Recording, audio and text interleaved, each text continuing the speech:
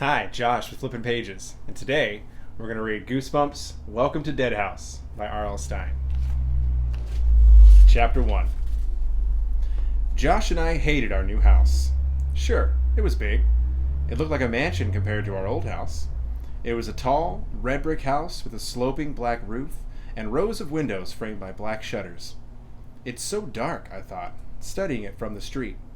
The whole house was covered in darkness, as if it were hiding in the shadows of the gnarled old trees that bent over it. It was the middle of July, but dead brown leaves blanketed the front yard. Our sneakers crunched over them as we trudged up the gravel driveway. Tall weeds poked up everywhere through the dead leaves.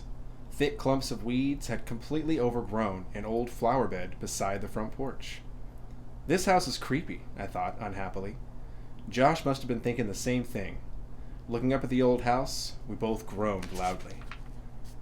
Mr. Dawes, the friendly young man from the local real estate office, stopped near the front walk and turned around. "Everything okay?" he asked, staring first at Josh, then at me, with his crinkly blue eyes. "Josh and Amanda aren't happy about moving," Dad explained, tucking his shirt tail in.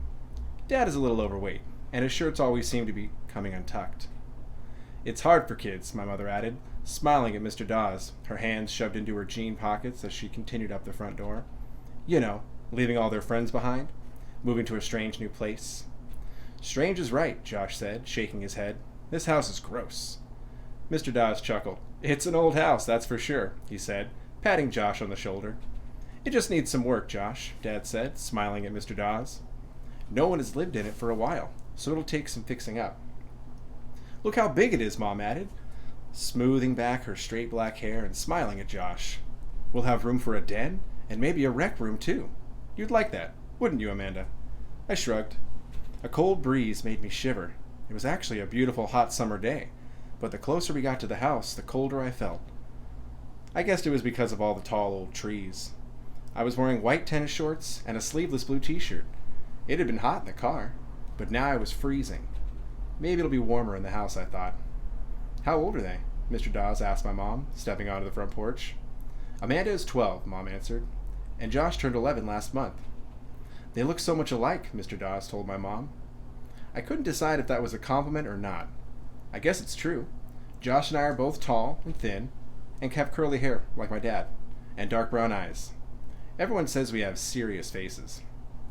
"I really want to go home," Josh said, his voice cracking. "I hate this place." My brother is the most impatient kid in the world, and when he makes his mind up about something, that's it. He's a little spoiled. At least I think so. Whenever he makes a big fuss about something, he usually gets his way. We may look alike, but we're really not that similar. I'm a lot more patient than Josh is, a lot more sensible. Probably because I'm older and because I'm a girl. Josh had hold of Dad's hand and was trying to pull him back to the car. "Let's go. Come on, Dad. Let's go." I knew this was the one time Josh wouldn't get his way. We were moving to this house. No doubt about it. After all, the house was absolutely free. A great uncle of Dad's, a man we didn't even know, had died and left the house to Dad in his will. I'll never forget the look on Dad's face when he got the letter from the lawyer. He let out a loud whoop and began dancing around the living room. Josh and I thought he'd flipped or something. "My great uncle Charles has left us a house in his will," Dad explained, reading and rereading the letter. "It's in a town called Dark Falls." "Huh?" Josh and I cried. "Where's Dark Falls?" Dad shrugged. "I don't remember your Uncle Charles," Mom said, moving behind Dad to read the letter over his shoulder. "Neither do I," admitted Dad. "But he must have been a great guy. Wow, this sounds like an incredible house." He grabbed Mom's hands and began dancing happily with her across the living room. Dad sure was excited. He'd been looking for an excuse to quit his boring office job and devote all of his time to his writing career. This house, absolutely free, would be just the excuse he needed. And now, a week later, here we were in Dark Falls, a 4-hour drive from our home, seeing our new house for the first time. We hadn't even gone inside and Josh was trying to drag Dad back to the car. "Josh, stop pulling me," Dad snapped impatiently, trying to tug his hand out of Josh's grasp. Dad glanced helplessly at Mr. Dawes. I could see that he was embarrassed by how Josh was carrying on. I decided maybe I could help. "Let's go, Josh," I said quietly, grabbing Josh by the shoulder. "We promised we'd give Dark Falls a chance, remember?" I already gave it a chance, Josh whined, not letting go of Dad's hand. This house is old and ugly, and I hate it. You haven't even gone inside, Dad said. Yes, let's go in, Mr. Dawes urged, staring at Josh. I'm staying outside, Josh insisted. He can be really stubborn sometimes. I felt just as unhappy as Josh looking at this dark, old house, but I'd never carry on the way Josh was. Josh, don't you want to pick out your own room? Mom asked. No, Josh muttered. He and I both glanced up at the second floor. There were two large bay windows, side by side up there. They looked like two dark eyes staring back at us. How long have you lived at your present house? Mr. Dawes asked Dad. Dad had to think for a second. About 14 years, he answered. The kids have lived there their whole lives. Moving is always hard, Mr. Dawes said, sympathetically, turning his gaze on me. You know, Amanda, I moved here to Dark Falls just a few months ago. I didn't like it much either at first, but now I wouldn't live anywhere else. He winked at me.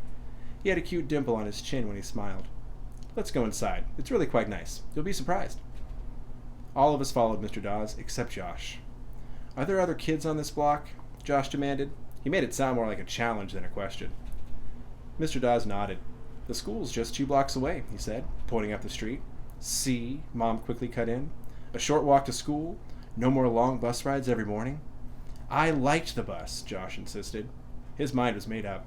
He wasn't going to give my parents a break, even though we'd both promised to be open-minded about this move. I don't know what Josh thought he had to gain by being such a pain. I mean, Dad already had plenty to worry about. For one thing, he hadn't been able to sell our old house yet. I didn't like the idea of moving, but I knew that inheriting this big house was a great opportunity for us. We were so cramped in our little house. And once Dad managed to sell the old place, we wouldn't have to worry at all about money anymore. Josh should at least give it a chance. That's what I thought. Suddenly, from our car, at the foot of the driveway, we heard Petey, barking and howling and making a fuss. Petey's our dog, a white, curly-haired terrier, cute as a button, and usually well-behaved. He never minded being left in the car, but now he was yowling and yapping at full volume and scratching at the car window, desperate to get out. Petey, quiet, quiet, I shouted. Petey usually listened to me, but not this time. I'm going to let him out, Josh declared, and took off down the driveway toward the car. No, wait, Dad called, but I don't think Josh could hear him over Petey's wails. Might as well let the dog explore, Mr. Dawes said. It's going to be his house, too. A few seconds later, Petey came charging across the lawn, kicking up brown leaves, yipping excitedly as he ran up to us. He jumped on all of us as if he hadn't seen us in weeks, and then, to our surprise, he started growling menacingly and barking at Mr. Dawes. Petey, stop, Mom yelled. He's never done this, my dad said apologetically. Really, he's usually very friendly. He probably smells something on me. Another dog, maybe, Mr. Dawes said, loosening his striped tie, looking waringly at our growling dog. Finally, Josh grabbed Petey around the middle and lifted him away from Mr. Dawes. Stop it, Petey, Josh scolded, holding the dog up close to his face, so they were nose to nose. Mr. Dawes is our friend. Petey whimpered and licked Josh's face. After a short while, Josh set him back down on the ground. Petey looked up at Mr. Dawes, then at me, then decided to go sniffing around the yard, letting his nose lead the way. Let's go inside, Mr. Dawes urged, moving a hand through his short blonde hair. He unlocked the front door and pushed it open. Mr. Dawes held the screen door open for us. I started to follow my parents into the house. I'll stay out here with Petey, Josh insisted from the walk. Dad started to protest, but changed his mind. Okay, fine, he said, sighing and shaking his head. I'm not going to argue with you. Don't come in. You can live outside if you want. He sounded really exasperated. I want to stay with Petey, Josh said again, watching Petey nose his way through the dead flower bed. Mr. Dawes followed us into the hallway, gently closing the screen door behind him, giving Josh a final glance. He'll be fine, he said softly, smiling at Mom. He can be so stubborn sometimes, Mom said, apologetically. She peeked into the living room. I'm really sorry about Petey. I don't know what got into that dog. No problem. Let's start in the living room, Mr. Dawes said, leading the way. I think you'll be pleasantly surprised by how spacious it is. Of course, it needs work. He took us on a tour of every room in the house. I was beginning to get excited. The house was really kind of neat. There were so many rooms and so many closets, and my room was huge and had its own bathroom and an old-fashioned window seat where I could sit at the window and look down at the street. I wished Josh had come in with us. If he could see how great the house was, I knew he'd start to cheer up. I couldn't believe how many rooms there were. even a finished attic filled with old furniture and stacks of old, mysterious cartons we could explore. We must have been in there for at least half an hour. I didn't really keep track of time. I think all three of us were feeling cheered up. Well, I think I've shown you everything, Mr. Dawes said, glancing at his watch. He led the way to the front door. Wait, I want to take one more look at my room, I told him excitedly. I started up the stairs, taking them two at a time. I'll be down in a second. Hurry, dear. I'm sure Mr. Dawes has other appointments, Mom called after me. I reached the second floor landing and hurried down the narrow hallway and into my new room. Wow, I said aloud, and the word echoed faintly against the empty walls. It was so big, and I loved the bay window with the window seat. I walked over to it and peered out. Through the trees I could see our car in the driveway, and beyond it, a house that looked a lot like ours across the street. I'm going to put my bed against the wall across from the window, I thought happily. And my desk can go over there. I'll have room for a computer now. I took one more look at my closet. A long, walk-in closet with a light in the ceiling and wide shelves against the back hall.